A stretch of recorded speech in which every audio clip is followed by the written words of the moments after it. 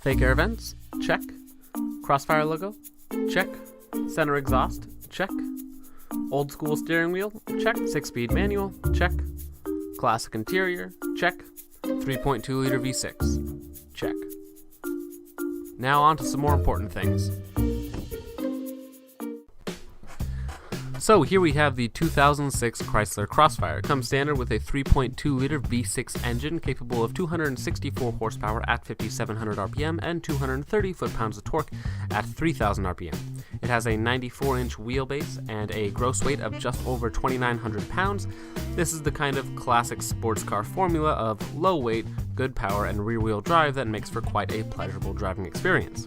The fuel economy from this engine is somewhat average, and there is quite low visibility in the front and rear, but after you get used to the low visibility, it kind of adds to the driving dynamics of the car. Other unique features of the car are the pop-up rear spoiler that activates whenever you go above 70 miles an hour, and the overall unique styling that harkens back to a more classic age of sports cars. But how does it sound?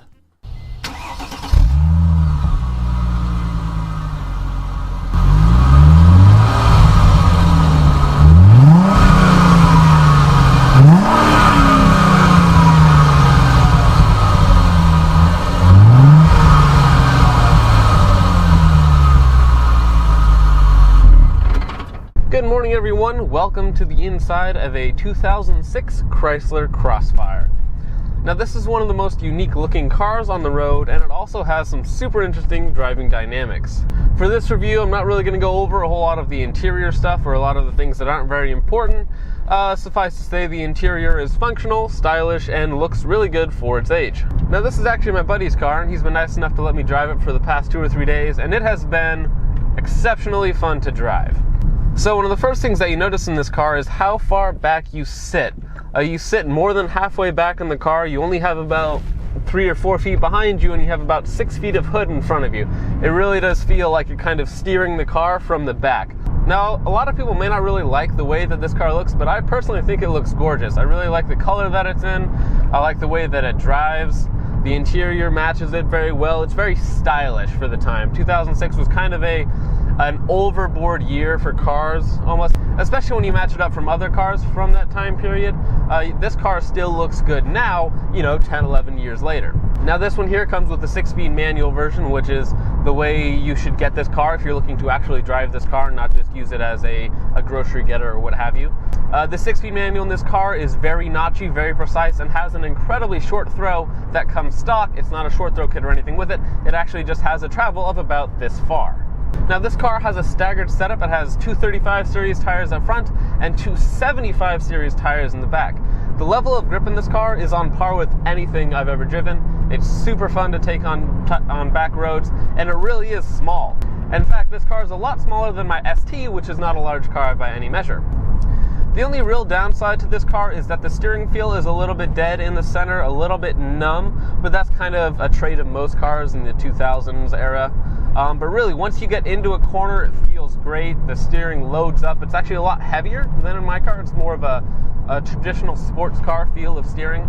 So going around these corners pretty fast.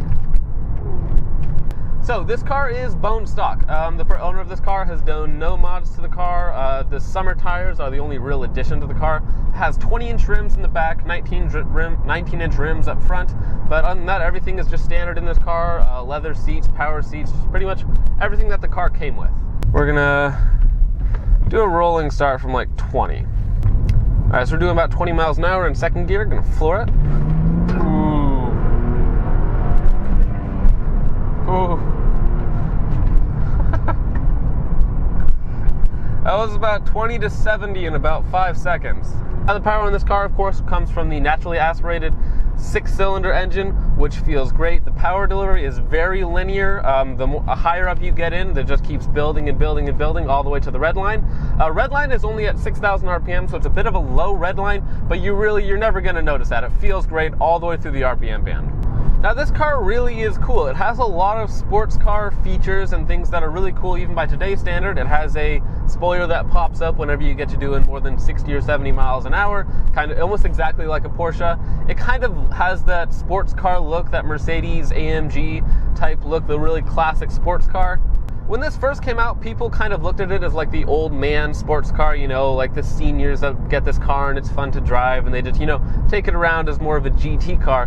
But this car is seriously fun to drive. Another really nice thing about this car is you don't really see them all that often. Like there's really not that many of them. So when my friend said that he was going to get one of these, I was like, dang, that's really cool. You know, it's a really more unique car. It's not something that everyone has. And it's really cool when you have a car that not a lot of other people have and people see it and they're like, oh, what's that? You know, because not a lot of people know what this car is or what it can do. So if you find one of these cars in good condition and you're looking for something unique and that not a lot of people have, I would totally recommend going with this car. So now something that kind of goes along with the design of this car is that it's very front heavy. So you tend to get a lot of understeer when you're driving at the limit. And an easy way to remedy that is just to go with a square setup instead of having, you know, your smaller tires up front. In a straight line, this car looks and feels like a little bit of a rocket ship, and around corners it hugs the ground really well and gives you a really good sense of confidence in your driving skills and really that you're going to come out of the corner okay. That doesn't necessarily translate into all weather, however. Now I know that these are summer tires on the car, but it is Washington where I live and it does rain quite a bit, and in the rain this car is a bit more sketchy. So me and my friend the other day were driving cars and we switched cars and it was pretty much downpouring rain, and I had much more confidence in my own car than this car. It's rear wheel drive, it has summer tires on it, and you know, you're understeering up front already, so you don't want to push that in the rain. So it's not quite as confident inspiring in the rain, but that could be fixed again by a better tire setup. So if you guys can't really tell already, I really like this car. It's really fun to drive. It's one of the most unique feeling cars that there is out there. You get in the car, the shifts feel great, the clutch is nice and light, very easy to drive. And honestly, once you get used to the steering and kind of like the big old style steering wheel, it really does feel like a more modern sports car.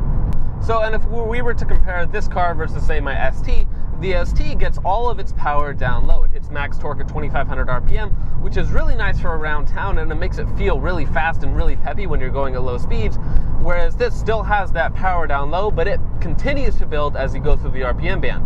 Whereas this car doesn't necessarily give you the same sort of torque shove that a ST does or some other sort of turbocharged car. It does give you that very linear, put you back in your seat just all the way through the RPM band that is somewhat lacking at the top end of the ST, admittedly. So guys, there's the review of this 2006 Chrysler Crossfire. As if I haven't said it enough, I really do love this car. It looks great, it drives great, it makes you feel great driving it. There's really nothing better that you could ask for from a car, you know, especially in this price range. Like, this car is absolutely excellent. So I hope you guys enjoyed this video, and I will see you guys in the next one. Peace off.